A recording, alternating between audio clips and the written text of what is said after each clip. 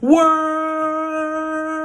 you know who it is, your boy Cam 1111, the YouTube's Rookie of the Year, and I'm back with an absolute banger, the 10 worst albums by great rappers. Make sure you like, share, subscribe if you're new. We jumping right into it. Let's get it. Let's go. Today, we are Let's going go. to be tackling Happy Saturday. I just got back from my trip from Savannah. A small vacay with me and my family. We back. We back working. Let's get it. Let's go. I got 2 videos dropping for you guys today. Let's get it. Let's go, man. The albums we are going to be looking at are records that are not just despised, but were received as musical betrayals. How y'all doing out here? Make sure you like, share, subscribe, man. We building. Roll to 1,000 subs, man. Let's get it. Let's go. Frustrated to the point of no return. These albums are not good, and with many of them still getting hate to this very day, I hope you're ready to experience the pain of these dreaded projects. So without I'm here for it. Let's go. Let's get right into it. It's the biggest piece of dog shit that I have ever heard. Kicking off our list at number 10 is Jesus is King. Ooh, do y'all agree with this? Now, while this album is not terrible, Jesus it's not earns its place here for being the most lazy and clothes on Sunday Kanye album on top of doing something much more terrible. Jesus is King, aside from its overly sanitized I thought it was a pretty good album. Incoherent lyrics, for it to be gospel. Is the album that replaced what was supposed to be one of Kanye's best and most ambitious projects ever, Yandhi. I cannot forgive Jesus is King for, as Kanye says, doing the laundry and killing one of the most exciting records that Kanye had ever put together. Yandhi was supposed to be one of Kanye's biggest, most star-studded and ambitious albums yet, and what we got in the end was such a safe and boring project that did not respect its own structure or goals. We lost one of the most promising albums of the past 5 years for this crap. Close on Sunday. That video was ass. He took a different direction with his artistry, incorporating gospel themes and the overall shift in his lyrical content. And while these ideas sounded really powerful on paper, the album lacked the real depth, heart, and musical innovation that defined I can agree with that. It left us with a project that had Kanye feeling like a shell of very himself, empty. and for Very those empty. reasons, and for killing Yandhi, which I will never forgive. Jesus is King will always be looked at as one of the biggest missteps a legendary artist has ever taken. Next up at number 9 is Kingdom Come by Jay-Z. Ooh. And if you like Jay-Z, you won't like this album because it's just straight out boring. After a brief retirement, this was supposed to be Jay-Z's big and triumphant comeback to the limelight, but unfortunately, do y'all agree with this take right here? Universally recognized as mid, receiving a lukewarm response from fans I and don't critics know. alike who felt that it didn't live up to the high standards set by Jay's previous material. I don't even remember this Back album. at What this Kingdom album Come, had the on it? I don't production even remember and that the album. lyrics on the record were not bad, but they also were not good. The record suffers from being so unapologetically boring and bland, and that's its biggest problem. Dang. At the time, it left fans wondering if Jay-Z had lost his flair, as the performance he gave on this record felt so lifeless and stripped down of his signature charm. Damn. His energy and bravado, it was all gone. If this record was released nowadays, people would think that it was coming from an AI version of Jay-Z. That's how lifeless and plain his performance feels at times. While there are some diamonds in the rough on this project like Lost Ones, Kingdom Come cements itself as the biggest stain on Jay-Z's legacy because it lives within the pinnacle of mediocrity. Damn. Coming in at number 8, we have Encore by Eminem. Ooh. As one of the most celebrated rappers of all time, Eminem has a lot to live up to with every album release, but after the legendary run of albums from 1999's The Slim Shady he was going crazy. 2002's The Eminem Show, He was going crazy. expectations were at an all-time high, but when Encore finally dropped, the worst thing imaginable happened. Despite there being highlights on this record, including the tracks Mockingbird and Like Toy Soldiers, Encore was not just met with disappointment, but it was met with hatred. People felt that Eminem's greatness had vanished and the overall album lacked the charm of his previous records. Where Eminem was once witty and funny, he was now corny and off-putting. Damn. Eminem was once making a generational defining track, he was making one of the worst songs of the decade. Eminem just missed the mark on this record from the fundamental point of understanding his skills and audience, and due to this factor, he took a major misstep in his career, which he has Is that still true though, not y'all? recovered from to this day. You know what At be number cool 7, now? we got Nas becomes Nas is corny quick. Nostradamus, and this record is just terrible. Wow. Now, we all know Nas albums are renowned for their powerful themes and storytelling, but this album fell short of those expectations. Matter of fact, it fell short of everything. This record fell short of every single aspect that is needed to make a quality album. From the Damn. production choices, which sounded dated even when it dropped in 1999, to the quality of Nas's lyrics, which felt oddly When this album came out, I was devoid 1 of year any old. substance. Instead of playing to his signature strengths, Nas compromised his That's style crazy. to play to the trends of the time and in turn embarrassed himself, as we know he is capable of something so much greater. Nas toning down this record in substance and production value wouldn't even be the worst thing that could have happened if he brought his signature flair to the table, but he does none of that. Nas doesn't even deliver the bare minimum here, and this is what makes this record doomed from the very start. For Nostradamus just being so forgettable. I was only in its one when this entirety, album just came out. featuring the most embarrassing and painstaking display that we have ever seen from Nas, it remains as by far his worst album to ever come out. Moving on to number 6. Number we have 6. one of the most divisive records in recent Let's go. memory. Honestly, Nevermind. No, this is one of my favorite albums. Surprise album on a I summer love this day. album. I listen to this album when I go, Nobody was ooh. ready for his venture into house music, and while some will Damn. stand by this record telling you that it's a revolutionary project, Yeah, I'm not gonna even say that. Drake's Hell no, thesis, hell no, which hell is no, just hell a no. I ain't gonna wild say thing that. to say. Honestly, It was Nevermind decent, is though. a horrible record that just fails Let's to Go capture Green? the essence One of my- the that's sound what- that Drake that's- is that's trying my to shit. replicate, and that's really the major issue.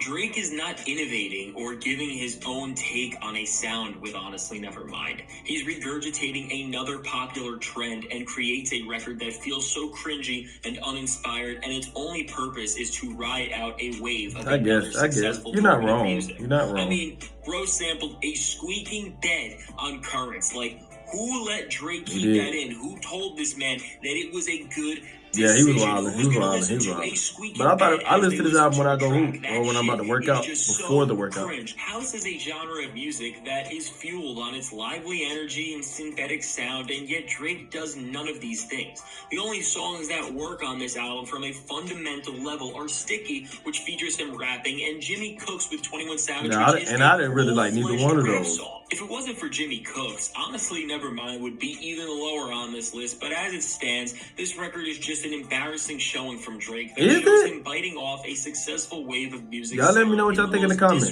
I thought it was decent, though. It wasn't ass, but Cracking the top 5, damn. we got Lasers by Lupe Fiasco, but before we can talk about this record, I just want to clear something up.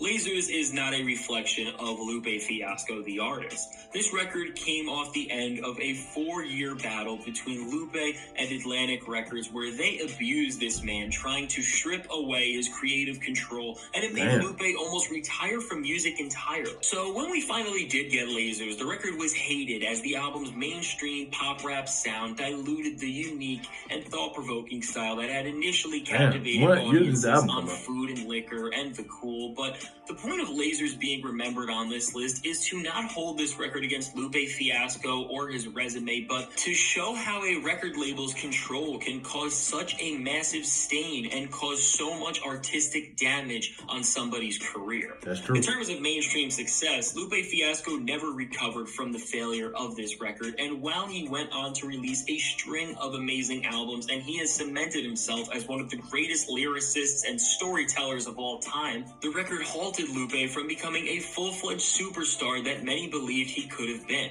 So for Lasers serving as one of the most disgusting records See, that me has just ever growing up, come I never from the thought music Lupe had industry, it factor, it though. will Like, when always I look be at him, I thought he remembered was as the just gold weak. standard Right. for how a label can destroy I'm like, I know he's an artist's nice, path but and vision.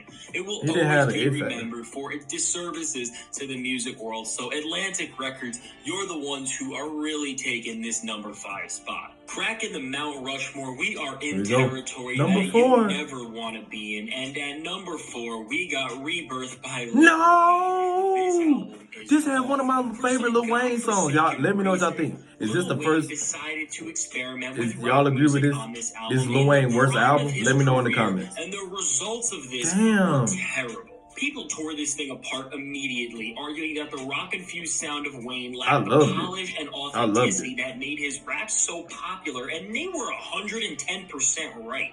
Lil Wayne doing rock music is the equivalent of putting Shaq in a ballet contest. The music Is on it? this album was so boisterous, the headache-inducing sound of Wayne singing over this gross rock production. It is terrible, it is ear-piercing, and it ultimately serves no purpose. That's Lil crazy. Wayne's vocals and Like, I style love On mixes Fire. with I rock love music Prom just Queen. about as well as Oil and I Vinegar love do. those. No, And those this are record is those are truly two of my painful favorite Lil simple Wayne for songs. just a single song. Looking back at Rebirth, Lil Wayne stepping into the rock world was about as painful to hear as nails against a chalkboard, and to this day, it is the worst album he has ever made and one of the most abysmal from a rapper of his stature. Coming in at number 3 Damn. is Speeding Bullet to Heaven by Kid Cudi. Known for his I've never psychedelic even and heard of spacey this. musical atmospheres, Kid Cudi took a significant departure from his usual style with this album, and just like our friend Lil Wayne, entering this alternative rock direction killed Kid Cudi's reputation at the time and made him one of the biggest laughingstocks in the music world. Damn. Speeding Bullet to Heaven was criticized for its low-quality production, off-key vocals, redundant lyrics, and overall just unpleasant song structure. While Kid Cudi put his heart into making something special,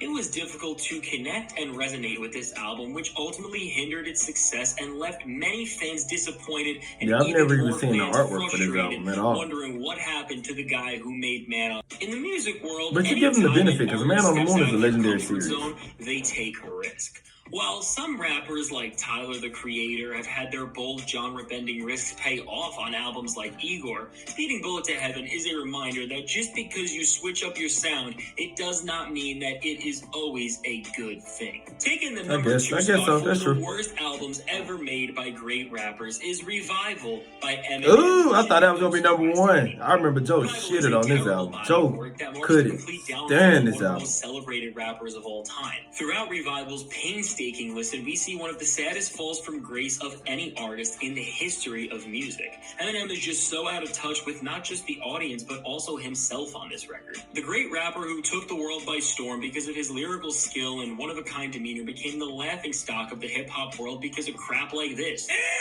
The weird bars that just keep getting cringier and cringier the more you read into the lyrics on this project, to the production that just is the most generic pop rap score you will ever hear, to Eminem's off-kilter flow, which sounds like actual torture. Revival is just an absolute nightmare of a project and the biggest fall from grace we have ever seen. Damn. Cracking the number 1 spot, you know this album is about to be terrible. If Revival is in front of it, that is the Let's see who it biggest is. insult you Let's can see. get, unless you are The Big Day by Chance. Oh, I agree with them 100%. This shit was so ass. Great rapper. As a Oh highly my anticipated God. album from an artist known for his creative I and agree with this uplifting music, 100%, The boy. Big Day fell flat Damn. on all fronts, and the music world has never forgiven Chance the Rapper for this. Never. The album was just a straight embarrassment, managing to capture nothing of what makes Chance was. the Rapper special. The creative production, the shit charming was bars, so and the buns. one-of-a-kind atmosphere were all thrown out the window on this I record forgot in about Big exchange Day. for a cringy project whose emotional beats came off as disingenuous at best. What makes The Big Day even worse is that while the rest of these albums on this list are looked at as stains on these great rappers' resumes, This shit ruined the his stain career. of The Big Day has plagued Chance's entire career Yeah, and reputation. yeah. This stain is bigger than anything else Chance has ever done. When you talk about Chance the Rapper now, you don't talk about acid rap or coloring book. You talk No. about how bad The Big Day is. Chance the Rapper is now synonymous with the failure of The Big Day, and that is why it is the worst album ever released by a great rapper. What Damn. makes it such a tragedy is now that the rest of his career is plagued by this one album. It has I ruined agree his 1000%. reputation, and it could even ruin his legacy if he does not make a comeback soon. In its entirety, while it's sad that The Big Day has done so much damage to Chance the Rapper's once beloved career, it is one of the worst rap albums of all time, as it fails to hold any value as a musical experience. There you Damn. have it, the 10 worst albums by great rappers in the history of hip-hop. While Damn. these artists have undoubtedly released outstanding music throughout the rest of their careers, Damn, that's these sad. particular projects failed to meet expectations and garnered mixed or negative reviews and turned entire fan bases against said artists. Damn, Remember, I agree. I ain't gonna this is lie. subjective, and these I didn't know 3 of these on this These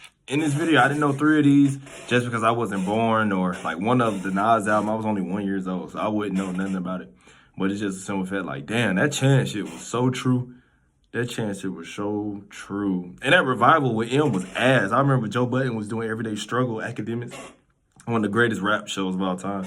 But they were doing that show, and I just remember that revival came out.